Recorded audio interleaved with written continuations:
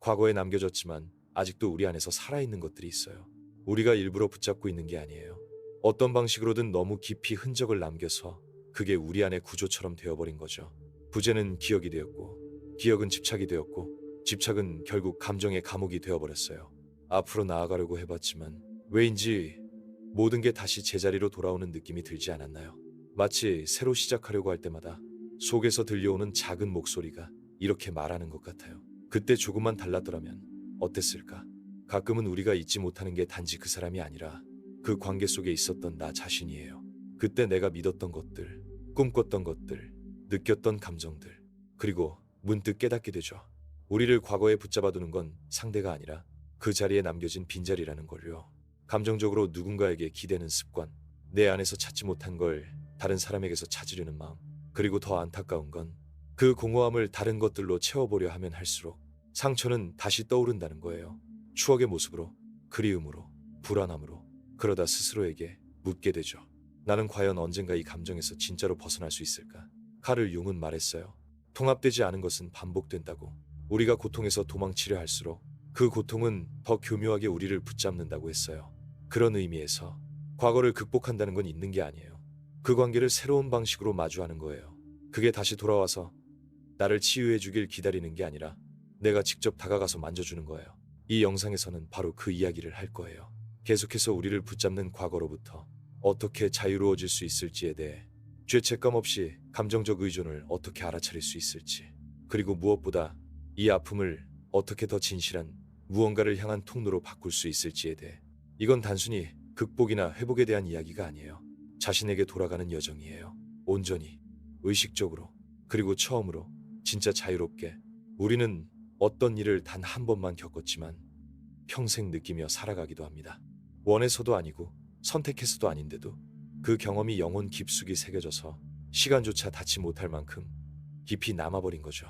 집을 바꾸고, 직장을 바꾸고, 외모도 바꾸고, 다른 사람들과 관계를 맺기도 하지만 어느 순간 문득 그 기억이 다시 돌아옵니다.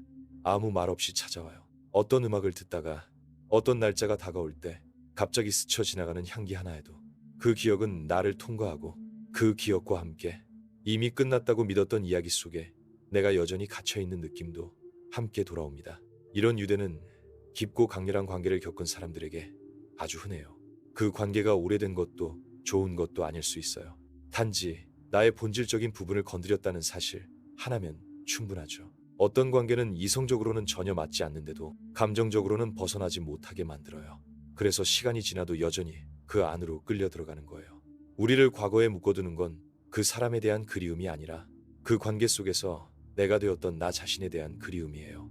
이 채널에도 그런 이야기를 많이들 남겨주셨는데 어느 구독자는 이렇게 말했어요. 벌써 이별한 지 2년이 지났어요. 이젠 아무 의미도 없다는 걸 아는데도 계속 그녀 생각이 떠나질 않아요. 정말 다 해봤지만 마치 제 일부가 아직도 그 사람과 함께 살고 있는 느낌이에요. 그 말을 듣고 저는 깊이 공감했어요. 왜냐하면 이런 고통은 과장된 게 아니라 실제로 존재하는 매우 진짜인 감정이기 때문이에요. 그리고 대부분의 경우 이런 감정은 우리가 생각하는 것보다 더 깊은 뿌리를 가지고 있어요. 예를 들어 감정적 의존은 사랑에서 생겨나는 게 아니라 결핍에서 시작돼요. 관계가 시작되기 전부터 존재했던 외로움과 허전함. 칼 융은 이렇게 말했어요. 우리가 사랑 때문에 고통받는 게 아니라 우리 안에 있는 사랑의 이미지가 실현되지 않아서 고통받는다. 즉, 관계의 끝이 아니라 그 환상의 끝이 우리를 아프게 하는 거예요. 내 안에 있던 어떤 빈자리를 그 사람이 채워줄 거라는 기대가 깨진 거죠. 그리고 그건 단순한 상실보다 더 아파요. 의식조차 하지 못했던 희망이 무너진 거니까요. 그 희망은 어쩌면 아주 어릴 때부터 생겨났을지도 모르고요. 그래서 어떤 때는 우리가 과거에 묶여있다는 걸 스스로도 잘 인식하지 못할 수도 있어요. 겉으론 평범하게 살아가고 있지만 속 깊은 곳에선 뭔가가 맞지 않는다는 느낌이 계속 들죠. 설명되지 않는 우울감, 지속적인 무기력, 다시 마음을 여는 데 대한 두려움. 그건 아마도 내 안의 어떤 부분이 이미 끝난 관계를 여전히 붙잡고 있기 때문이에요. 언젠가는 완전한 마무리가 올 거라는 막연한 기다림 속에서요. 그 기다림은 점점 더 피곤하게 만들고 에너지를 소모시키고 지금의 삶을 계속 밀어버리게 해요. 심리적으로 보면 우리 뇌는 유대감을 생존과 연결해서 이해해요. 어떤 관계가 너무나 큰 의미가 되었을 때 그 관계의 끝은 단순히 감정적인 상처를 넘어서 화학적인 작용까지 일으켜요. 연구에 따르면 감정적 의존은 마치 약물 중독과 유사한 뇌 반응을 일으킨다고 해요. 그러니까 우리가 느끼는 건 단순히 누군가가 그리운 게 아니라 정서적 금단 증상인 거예요. 그래서 이 관계가 더 이상 의미 없다는 걸 알아도 계속 벗어나지 못하는 거죠. 그리고 아무도 말해주지 않는 사실이 하나 있어요. 잊으려고 할수록 더 깊이 얽매인다는 거예요. 왜냐하면 잊으려는 건 억압하는 움직임이기 때문이에요. 억압된 감정은 반드시 돌아오게 되어 있어요. 융은 말했어요. 우리가 저항하는 것은 지속된다. 대부분의 사람들은 과거를 그렇게 다뤄요. 저항하고 이성적으로 분석하고 꾹 참고 넘기려 하죠. 하지만 그건 진짜 치유의 길이 아니에요. 진짜 길은 그 고통을 바라보는 거예요. 차분하게, 진실되게, 그리고 그 안에 아직도 남아있는 상처를 존중하는 마음으로. 과거가 나를 아프게 하지 않는 척한다고 진짜 자유로워지는 건 아니에요. 정말로 자유로워지려면 정확히 무엇이 아직도 아픈지를 알아야 해요. 무엇이 미완으로 남았는지, 그 관계가 내 안에서 어떤 부분을 건드렸는지. 때로는 우리가 아픈 건 그 사람이 떠났기 때문이 아니라 우리가 단 한 번도 가져보지 못한 걸 사랑이라는 이름으로 기대했기 때문이에요. 그 결핍이 그 안에 숨어 있었던 거예요. 그리고 우리가 왜 그 유대에 아직도 매달리는지를 깊이 묻지 않는 한 우리는 계속 같은 자리에서 맴돌게 될 거예요. 사실 과거는 아직도 그 안에서 구원을 기대하고 있는 사람을 붙잡아두는 거예요. 이건 약함이 아니라 아주 인간적인 감정이에요. 누구나 언젠가는 자신을 아프게 했던 것이 구원이 되길 바라니까요. 하지만 모든 이야기가 행복한 결말을 주진 않아요. 어떤 이야기는 교훈으로, 어떤 이야기는 단절로, 또 어떤 이야기는 내가 아직 치유하지 못한 걸 보여주기 위해 찾아오기도 해요. 이걸 이해하게 되면 과거는 내가 길을 잃었던 장소가 아니라 이제 나를 다시 찾게 될 비옥한 땅이 됩니다. 그러니까 당신을 아직도 붙잡고 있는 건 그 사랑일까요? 아니면 그 사랑이 남긴 빈자리일까요? 천천히 생각해봐요. 그리고 원한다면 아래 댓글로 나눠도 좋아요. 때로는 아픔에 이름을 붙여주는 게 우리를 안에서부터 자유롭게 하는 첫걸음이 되기도 하니까요. 그리고 어쩌면 당신은 지금 이 질문을 하고 있을지도 몰라요. 나는 왜 그 관계에 그렇게 집착했을까? 왜 그렇게 아팠을까? 왜 아직도 아플까? 그건 어쩌면 그저 그리움이라고 느꼈던 감정이 사실은 감정적 의존이었기 때문이에요. 그리고 그걸 이해하게 되면 모든 게 달라져요. 스스로를 탓하기 위해서가 아니라 진짜로 자유로워지기 위해서. 감정적 의존이란 무엇이고 그것은 어떻게 생겨나는 걸까요? 감정적 의존은 어떤 연애에서 시작되는 게 아니에요. 훨씬 이전 어린 시절부터 시작돼요. 가장 처음 맺었던 관계들 속에서 우리는 사랑이란 노력이 필요하고 두려움이 따르고 때로는 부재를 동반한다는 식으로 배워왔어요. 애정이 안정적이지 않았거나 조건이 붙었거나 혹은 아예 받지 못했던 순간들. 그렇게 우리는 모르게 마음속에 새기게 되죠. 사랑은 내가 열심히 노력해서 받아야 하는 것이라고. 버림받지 않으려면 내가 더 맞춰야 하고 참아야 한다고. 융은 이렇게 말했어요. 우리가 내면에서 마주하지 않은 것은 결국 운명이라는 이름으로 다시 우리 앞에 나타난다고요. 그리고 그 운명은 종종 혼란스럽고 아프고 헷갈리는 관계로 다가옵니다. 우리가 집착하게 되는 이유는 사랑이 있기 때문이 아니라 결핍이 있기 때문이에요. 상대는 우리의 결핍을 비추는 거울이 됩니다. 왜곡된 거울일지라도 그 거울 속에서 언젠가 선택받을 수 있을 거란 희망을 걸게 되죠. 감정적 의존은 상대가 있어야만 내가 온전하다고 느끼는 순간부터 시작돼요. 자존감도, 가치도, 기분도 다 외부의 인정에 따라 달라지는 상태.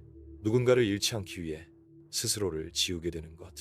혼자 되지 않기 위해 사랑이라고 믿으며 최소한의 애정이라도 붙잡고 있는 것. 이건 사랑이 아니에요. 공허함을 피하기 위한 몸부림이에요. 그리고 많은 사람들이 이 지점에서 혼란스러워하죠. 강한 감정이면 사랑이라고 착각하고 질투를 관심으로 집착을 연결이라고 믿어요. 하지만 감정적 의존이 있는 관계에는 자유가 없어요. 자유가 없는 사랑은 진짜 사랑이 아니에요. 그저 유대감, 집착, 두려움이 열정처럼 포장되어 있을 뿐이죠. 채널에 올라온 댓글 중에 이런 고백들이 있었어요. 그 사람이 날 힘들게 했다는 걸 아는데도 그 사람 없이는 숨 쉬는 것조차 힘들었어요. 모든 걸 겪고도 그를 떠나는 생각만 해도 죄책감이 들었어요. 마치 나를 필요로 하는 사람을 내가 버리는 것 같아서요. 이런 감정들 분명 진짜예요. 하지만 동시에 비건강한 애착의 신호일 수도 있어요. 그건 사랑이 아니라 정서적 생존이에요. 나의 상처를 타인을 통해 달래보려는 시도. 발달 심리학에서는 어린 시절 형성된 애착 스타일이 성인의 관계에도 깊은 영향을 준다고 말해요. 불안정하거나 방임된 환경에서 자란 사람들은 보다 불안하고 의존적인 애착을 형성할 가능성이 높아요.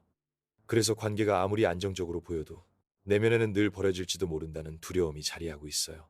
결국 우리는 상실의 아픔을 피하기 위해 내가 받을 자격이 없는 대우를 그냥 참고 받아들이게 돼요. 하지만 융은 여기에도 아름다운 시선을 제시해요. 그는 말했어요. 고통은 영혼이 우리를 본래의 자리로 데려가려는 길이라고요. 지금 당신을 붙잡고 있는 그 고통이 결국 당신을 자유롭게 해줄 수 있어요. 그 고통을 직면할 용기만 있다면, 느끼고 이해할 수만 있다면, 감정적 의존은 단순히 관계를 끊는다고 해결되지 않아요. 그건 당신이 당신 자신과 다시 연결되어야만 치유될 수 있어요. 느린 과정이에요. 고통스럽고 깊은 존재감이 필요하지만 그게 유일한 길이에요. 다른 누군가와의 관계가 당신을 치유해주지 않아요. 진짜 필요한 건 아직도 사랑받기 위해선 완벽하거나 유용해야 한다고 민 그 내면의 자신과 다시 마주하는 거예요. 그래서 이제 제가 묻고 싶어요. 당신은 스스로를 사랑하고 있나요? 아니면 그저 사랑받고 싶어서 사랑을 찾고 있나요? 이 질문을 천천히 호흡하며 마음속에 담아보세요. 그리고 원하신다면 댓글로 이야기 나눠주세요. 혹시 당신도 깨달은 적 있나요? 당신을 붙잡고 있던 건 사랑이 아니라 두려움이었다는 걸. 과거에서 벗어난다는 건 지나간 일을 지우는 걸 의미하지 않아요. 그건 불가능하고 사실 지워서도 안 돼요. 당신이 겪었던 모든 순간들은 지금의 당신을 만든 일부예요. 지금도 느끼고 있는 그 아픔, 마음속에 남아있는 집착, 문득문득 떠오르는 기억들. 이 모든 건 당신이 진심으로 사랑했고 믿었고 자신을 열었던 시간들이 있었다는 증거예요. 문제는 사랑했던 게 아니에요. 문제는 그 사랑이 끝났는데도 여전히 그 안에서 자신을 잃고 있다는 거죠. 진짜 변화는 여기서 시작돼요. 잊으려는 대신 그 기억들을 통합하려고 할 때, 고통에서 도망치지 않고 그 목소리에 귀를 기울일 때, 칼 융은 이렇게 말했어요. 빛의 이미지를 상상한다고 해서 사람이 깨어나는 게 아니라 자신의 어둠을 인식할 때 비로소 깨어난다고요. 과거를 극복한다는 건 피하는 게 아니라 깊이 들여다보는 일이에요. 내 안에 묻혀있는 질문들과 마주해야 해요. 내가 잃어버린 건 뭘까? 무엇이 끝내 마무리되지 않았을까? 이 고통이 나에게 전하고 싶은 메시지는 뭘까? 답은 한 번에 오지 않아요. 하지만 분명히 옵니다. 많은 사람들이 이렇게 말하죠. 새로운 사람을 만나면, 새로운 인생이 시작되면, 시간이 지나면 자연스럽게 괜찮아질 거라고. 그런데 사실 시간만으로는 아무것도 낫지 않아요. 시간은 그저 미루는 역할을 할 뿐이에요. 진짜 치유는 의식에서 시작돼요. 의식은 나 자신을 있는 그대로 마주하는 용기에서 나와요. 내 안의 빈자리, 치유되지 않은 상처, 무의식 중 반복되는 감정의 패턴들, 그리고 내가 말없이 짊어지고 있는 것들까지. 어릴 적 학교에서 대화 속에 끼지 못하고 외로웠던 기억, 사람들의 관심을 얻기 위해 애써 웃고 애써 맞춰줬던 순간들, 그때의 감정들이 별거 아니라고 생각할 수도 있어요. 하지만 그런 감정들 사라지지 않아요. 나는 부족하다. 나는 더 노력해야 사랑받을 수 있다는 감정은 그때부터 쌓이기 시작했고 설명 없이 어른이 된 지금까지 따라오고 있어요. 그래서 우리는 여전히 사랑받기 위해 애쓰고 선택받기를 바라고 존재의 가치를 증명하려 하죠. 마치 지금도 그 교실 한켠에서 누군가 나를 봐주기를 기다리는 아이처럼요. 이건 단지 시적인 표현이 아니에요. 신경과학이 증명한 사실이에요. 캘리포니아 대학교의 연구에 따르면 사회적 거절은 뇌에서 물리적인 통증과 같은 방식으로 처리된다고 해요. 즉, 무시당하거나 배제당한 경험은 신경계의 실제 상처로 남아요. 그게 치유되지 않으면 우리는 계속해서 관계 안에서 그 과거를 반복하게 되는 거예요. 의도해서가 아니라 무의식의 패턴으로. 하지만 좋은 소식도 있어요. 우리의 뇌는 가소성을 가지고 있어요. 다시 말해 새로운 반응, 새로운 해석, 새로운 길을 만들어갈 수 있다는 뜻이에요. 그 시작은 작고 구체적인 실천에서 가능해요. 첫 번째는 자신을 비난하지 않는 거예요. 기억이 떠오른다고 자책하지 말고, 감정이 생긴다고 판단하지 말고, 내가 바랐던 다정함을 이제는 나 자신에게 주기 시작하는 거예요. 실천 첫 번째, 글쓰기. 아주 단순하지만 강력한 방법이에요. 시간을 내어 그 시절의 나에게 편지를 써보세요. 그 관계 속에서, 그 상실 속에서, 그 시기에 존재했던 내게 잊으려는 마음이 아니라 이해해주려는 마음으로 연민을 담아 써보세요. 그러다 보면 그 시절에 멈춰서 있는 나의 어떤 부분이 조금씩 움직이기 시작할 거예요. 실천 두 번째, 몸에 머무르기. 감정의 고통은 몸에 쌓여요. 많은 사람들이 가슴이 답답하거나 목이 꽉 막히는 느낌, 등이 무거운 느낌을 경험하죠. 이건 병이 아니라 몸에 저장된 감정의 흔적일 수 있어요. 명상, 호흡, 조용한 산책, 가벼운 스트레칭 같은 활동들이 몸에 쌓인 감정을 흘려보내는데 도움을 줘요. 머리로 다 이해하지 않아도 괜찮아요. 때로는 몸이 먼저 풀리면서 마음이 따라가게 되어 있어요. 그리고 마지막, 새로운 이야기를 쓰는 거예요. 과거를 지우는 게 아니라 그 과거에 새로운 자리를 만들어주는 거예요. 그 일이 아팠다는 걸 인정하고 그 시간이 진짜였다는 걸 받아들이되 그게 더 이상 지금의 나를 규정하지 않도록 건강하고 의식적이고 새로운 삶의 경험을 쌓다 보면 과거는 더 이상 감정의 기준점이 되지 않아요. 그때 비로소 우리는 과거에서 자유로워지게 돼요. 그 일이 사라졌기 때문이 아니라 더 이상 끌려가지 않기 때문이에요. 당신은 당신에게 일어났던 일이 아니에요. 당신은 그 일에 대해 지금 무엇을 선택하느냐에 달려 있어요. 융이 말하는 고통을 자기 이해로 바꾸는 법. 아무도 우리에게 말해주지 않는 사실이 있어요. 고통은 선생님이 될 수 있다는 것. 물론 가장 단단하고 가장 벅찬 선생님이지만 도망치지 않을 용기만 있다면 그 고통은 어떤 책, 강의, 조언보다 더 많은 걸 알려줘요. 바로 자기 자신에 대해서요. 칼 융은 말했어요. 진짜 자기 자신과 마주하는 순간은 고통이 의식으로 떠오를 때라고요. 영혼은 편안함 속에서 깨어나지 않아요. 어디로도 도망칠 수 없는 순간, 상처가 벌어져 있는 그 자리에 당신이 멈춰서서 묻기 시작할 때 이 고통은 내게 무엇을 말하려 하는 걸까? 이 지점에서 변화가 시작돼요. 잠깐 제 이야기를 나누자면 얼마 전 저는 이혼을 했어요. 오랜 시간 함께했던 진짜 사랑, 서로를 아끼며 쌓아온 시간들. 하지만 어느 순간 우리는 서로에게 더 이상 외면할 수 없는 거울이 되었어요. 그리고 그 따뜻함 속에서도 우리는 관계를 마무리하기로 했죠. 그런데 가장 아팠던 건 그 이별 그 자체가 아니었어요. 그녀가 떠난 이후에 남겨진 공허함이었어요. 그녀의 자리가 비었다는 사실뿐만 아니라 그녀가 있을 때 존재했던 나의 한 부분도 사라졌다는 사실. 우리는 어쩔 수 없이 상대 안에서 스스로를 만들어가죠. 그래서 상대가 떠나면 나의 일부도 함께 사라진 것 같은 느낌이 드는 거예요. 처음 몇 달은 모든 걸 이성적으로 처리하려 했어요. 일에 집중하고 괜찮은 척, 강한 척, 다 정리된 사람처럼 지냈죠. 하지만 어느 평범한 날 그녀가 좋아하던 컵을 설거지하다가 모든 게 무너졌어요. 컵 때문이 아니라 그 순간 나는 아직도 그녀가 문을 열고 들어오길 기다리고 있었던 걸 깨달았어요. 그 공간은 아직도 내겐 집이었던 거예요. 그 깨달음은 다시 돌이킬 수 없는 진실이었어요. 그 순간 융의 말이 떠올랐어요. 그는 말했죠. 고통을 있는 그대로 받아들이면 개별화라는 과정이 시작된다고요. 즉, 자신 안의 모든 부분, 심지어 아픈 부분까지 통합하며 온전한 존재로 나아가는 길. 그건 이별을 극복하는 게 아니었어요. 그녀 없이 존재하는 나를 이해하는 일이었고 동시에 그녀 덕분에 여전히 내 안에 남아있는 나를 찾아가는 과정이었어요. 이건 비단 이혼이나 관계에만 해당되는 이야기가 아니에요. 누구든 이 글을 읽고 있는 당신에게도 적용되는 이야기예요. 이별의 아픔, 무언가의 끝, 떠나보내야 했던 이야기. 그건 죄책감도 억지도 아닌 새로운 자아를 만드는 재료가 될 수 있어요. 과거를 부정하지 않되 거기에 의존하지 않고 지금의 나를 만들어가는 일. 우리는 그제야 치유가 시작된다는 걸 알게 돼요. 고통은 우리의 적이 아니에요. 그건 아직도 인식되지 못한 내 안의 일부가 존재를 알리는 신호예요. 혼자가 두려운 마음, 내가 부족하다는 믿음, 다른 누군가가 있어야만 내가 온전하다고 느끼는 감정들. 이걸 자각하게 되면 고통의 성질이 달라져요. 고통은 더 이상 형벌이 아니라 문이 돼요. 저도 그랬어요. 슬픔을 억누르던 걸 멈추고 그 감정과 대화를 시작했을 때 가장 아팠던 건 그녀의 부재가 아니라 내가 나와 다시 마주하게 된 순간이었어요. 관계를 유지하기 위해 외면했던 나의 모습들과 다시 만나게 된 거죠. 그리고 놀랍게도 바로 그 모습들이 가장 나에게 필요했던 부분들이었어요. 융은 결코 치유가 쉽다고 말하지 않았어요. 그는 이렇게 말했어요. 내면의 지옥을 통과할 용기가 있다면 그 끝에서 이전보다 더 온전한 내가 될 수 있다고요. 지금 당신 앞에도 그런 길이 놓여 있어요. 계속 도망칠 수도 있어요. 하지만 한 번쯤은 그 고통 앞에 앉아 이렇게 물어보세요. 너는 내게 무엇을 알려주려 하는 거니? 의식으로 다시 시작하는 법, 조급함 없이.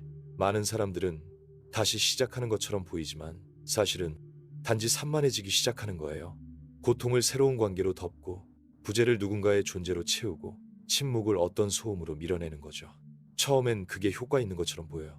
괜찮아지는 것 같고 나아지는 것 같고. 하지만 시간이 지나면 모든 것이 돌아와요. 단지 다른 얼굴로, 다른 이야기 속에서 같은 공허함이 반복되죠. 왜냐하면 치유되지 않은 고통은 반복되기 마련이니까요. 진짜 다시 시작은 존재감에서 시작돼요. 이건 감성적인 이야기가 아니라 신경과학이에요. 우리 뇌에는 내면의 지도라는 구조가 있어요. 우리가 겪은 감정적 경험들이 그 지도를 만들어내죠.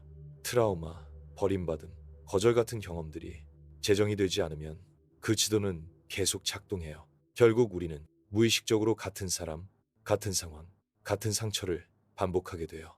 융은 이것에 대해 이렇게 말했어요. 당신이 무의식 속의 것을 의식하지 않으면 그것은 당신의 삶을 지배하게 되고 당신은 그것을 운명이라고 부르게 될 것이다. 그래서 많은 사람들이 말하죠. 왜 나는 항상 비슷한 사람만 만나게 되는 걸까?